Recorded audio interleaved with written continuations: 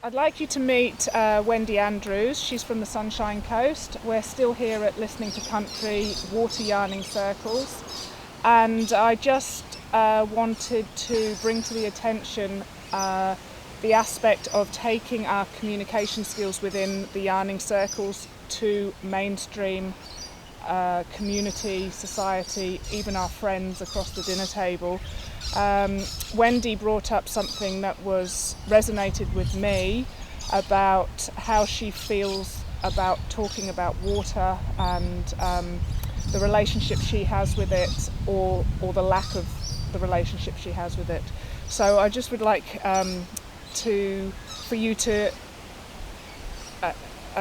communicate and express yourself on those feelings towards water. Okay, well, I had a question in the group, and it's how do I come to have a felt sense of water? How do I come to have a felt sense of water in my body as a sacred thing? Because I understand that that's what First Nations people have, and I understand it on an intellectual level, and it all sounds great, but I think there's a difference with what my understanding is and what their understanding is, and I'm looking for ways to bridge that. And I guess from what I've learned, I come from a trauma background and a lot of healing and recovery work, and that's been my path in. So from what I've learned on that path is that what happens to all of us in white culture is we come in the same. We come in the same as First Nations babies, basically. But it's the process of what happens to us from the moment we're born. We look at our parents and the disconnect is there. They're not seeing our ancestors. They're not feeling their own ancestors. We are picking that up right from the start, disconnect. And over time, and all the parenting practices, our whole culture, we learn disconnect, and we learn to live from our neck up, basically, and ignore the rest of our body. And then when we have other trauma on top of that, and we're not allowed access to our healing emotions, which is what tears and trembling and all those sorts of things are, they're cut off to us, and we're discouraged from those from the moment we're born, with good intentions. But yes, that it for safety reasons, what our psyche does is take us off out of our body. And when the trauma's big enough, you can eventually live from that place. And I think a lot of us do that, and a lot don't even realise it because it's so our normal, but we are so disassociated. I used to liken it to the film Men in Black, where there's the very tall alien, and at some point, when he's dead, a little bit in his forehead is opened up, and there's the tiny exhausted alien in there dying.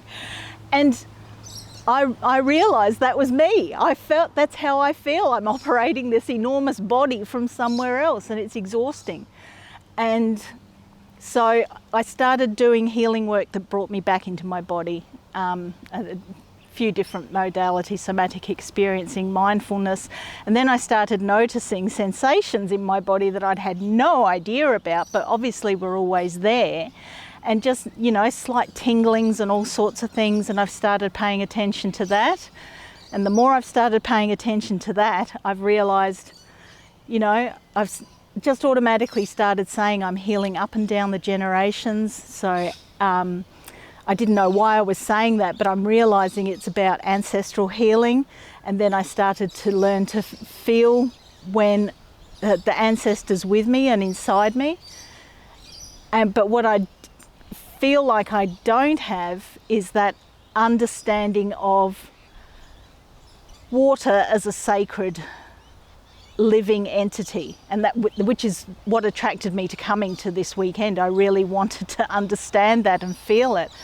And it's like trying to swim through thick mud of the layers of colonisation, the layers of things that have happened all our lives that make it extremely difficult to get to that.